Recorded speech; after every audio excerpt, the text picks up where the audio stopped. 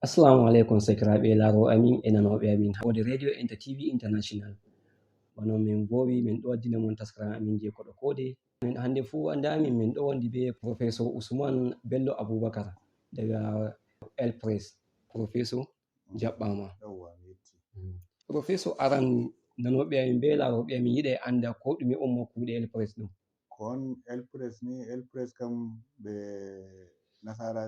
nasarankore wato ɓe livestock productivity and resilience support project banki duniya nden e gwamnati jihar Gombe nden e gwamnatin tarayya ɓe kauti ɓe ngaɗi wato hukuma nga darowa wato durgol dabbaji nden bo e lumo dabbaji wato ndara dabbaji ɗo ɗum wontiri heɓata zamanu ɗum yaada e zamanu ko ɗum wontiri ngam ɗum yi wato no ɗum wontiri joni no ɗum yadita e nder Najeriya ɗo wato ɗum acci en ɓawo sosai to hanjum ɗum to hade ɗum waɗa ɗum hauta ko'e ndara no ɗum nyamirta yeso so that sai duroɓe e waɗo marɓe sana'a dabbaji pat ɓe nyama batumaji abunnan bote maji sosai to hanjum woni ko waddi El Press to ɗum waddi El Press bo ɗum wi jihaji 20 ɗum yiɗi to Gombe state ɗum wato one of the state hotel keɓi wato nasti nder to joni fuɗɗi e Gombe state hande ndungu go kenan ko min fuɗɗiri wato daruki jadawali durgol nden e lumo dabbaji ɗum wartata ɗum zamanu. To jonta Allah reni yiwugo jotta on waɗi dungu gotel on rumi gotel on ɗo huwa ɗume on nasaraku on heɓi ha duɓe hitande sali. Ai wato nde min ngari ma min puɗɗai ɗume ma to sai to min dari ko won matsalaji ɗin hakkunde duroɓe e remoɓe ko won matsalaji hakkunde hamɓe duroɓe ɓen e sor maɓɓe e dabbaji maɓɓe saboda min dara to matsala woni sai min kefta e hani min nasirta min gaɗa magani matsalaji ɗin to nde min ngaɗi scientifically ɗum yehi ɗum nasti nder fulɓe ɗum nasti nder duroɓe ɗum nasti nder remoɓe ɗum nasti ko ina har nder ministry har ko ina ɗum nasti ɗum woldi ɗum dara kowon matsala kan to amma matsalaji ɗin mauɗi ko damti duroɓe ɗiɗi ko tati arandewol ngol hangol rellere wato ndiyam wato duroɓe ngodi matsala e jarnata dabbaji maɓɓe min anda hande ɗum wonnake sosai sai nde ɗum waɗi dari hunde nden no nde wontiri sai ɗum hunde ma yimɓe anda ɗum warti no ɗum wartiti because sai tawa e nder Gombe ɗo 70% fulɓe duroɓe e nder Gombe ɗo to ni shedu waɗi sai ɓe nanga ɓe dilla nder Taraba woɓɓe ha nder Kamaru na bo ɗum goɗɗum fa tefugo rellere ndiyam ko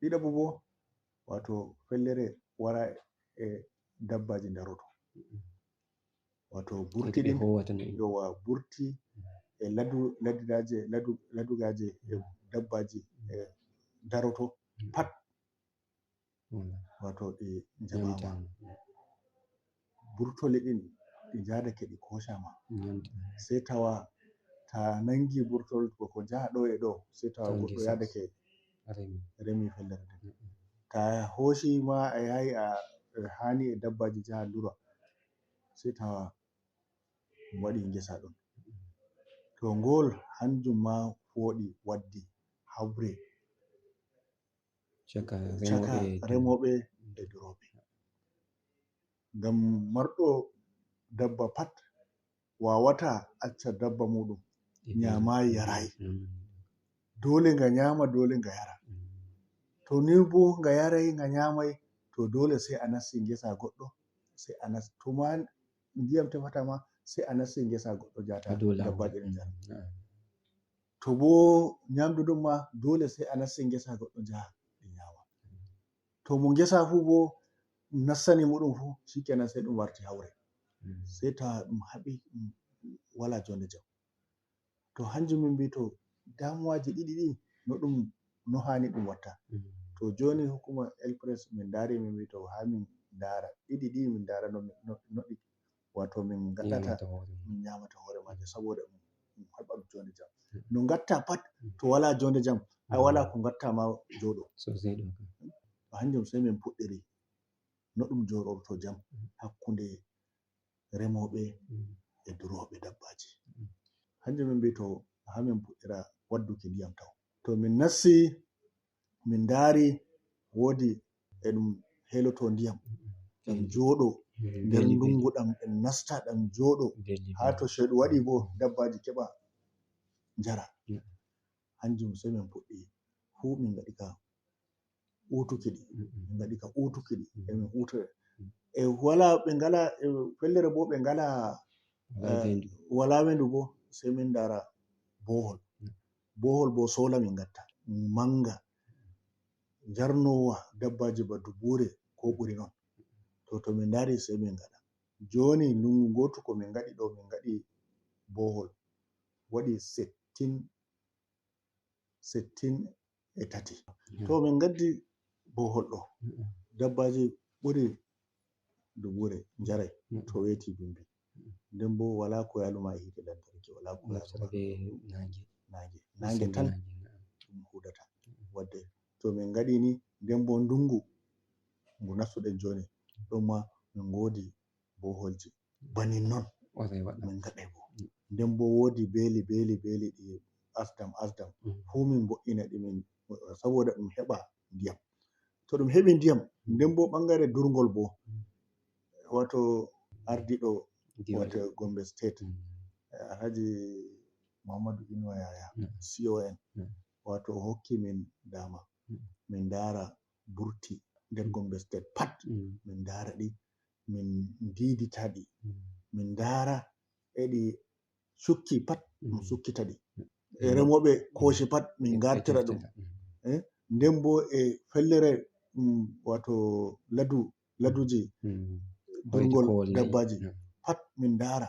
To ni ɗum waɗi gazetin majum to min gartira ɗi remoɓe pat gaɗa munyal min accina ɗi saboda dabbaji keɓa e daro. To joni hanko ardiɗo Gombe State hokki min dama min gaɗino hamin ma min gaɗi min tefi anduɓe no ɗum warate ɓe ngari hamin dokkiɓe kugal ngal. Joni haka ɓe puɗɗi kugal ɓe jahi Nafaɗa, ɓe jahi Funakaye, ɓe nasti Yamaltu Deba fu ɓe dare. Nden bo ɓe ngaɗai wato manda wiyata to daga Kerol ɗo yaki Kerol ɗo Mauri wala demowo. To ni to min gaɗi ni ayi ɗum heɓai jonde jam. To nde min puɗɗi min heɓi min gaɗi ni sai min wi to shikenan to joni no ɗum watta bo fulɓe ko duroɓe wato ɓe andita durgol joni na banane.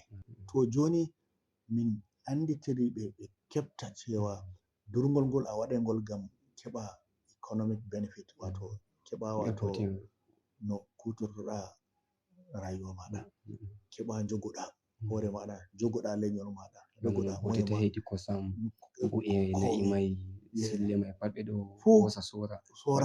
Min mbiɓe min holliɓe cewa fa ta yiɗi fa nagge maɗa nde hiti pat nge rimante ta yiɗi. Nden bo min hollima cewa wai jaha ɓira kosam lita go'o ko reta lita tummuɗi gotel nder sheɗu kam ma heɓatama. Nda welo, nda wala ndiyam, nda wala jonde hakkilo, te dabbaga ma hokkatama kosam ai nga rokkatama. Ngam majum sai min mbi a'a ta waddi zamanuru dabareji ɗi zamanuru joni to sai keɓa to to weti bimbe keɓa lita 30-40 ma. To To ɗi pat min gaddai ɗi to Allah yardake nder dungu hitande ɗo to Allah yardake fu bo sai min dokki ɓe min kolli ɓe dabarbareji ɗi pat wato ɓe nangi ɗi habu saboda keɓen nyamen yeso.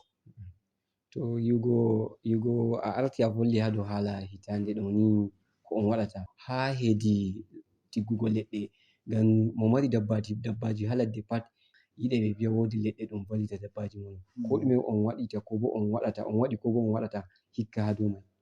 Min waɗi sosai, min waɗi propagating seedling 20,000 to hande min gaɗi, nden bo min noddi duroɓe, min noddi fulɓe, min ngari min mbiɓe to jehe ko moye ya waɗa tigga e fellere muɗum e woni, ngam ɗo amfani majum ɗiɗi ko tati.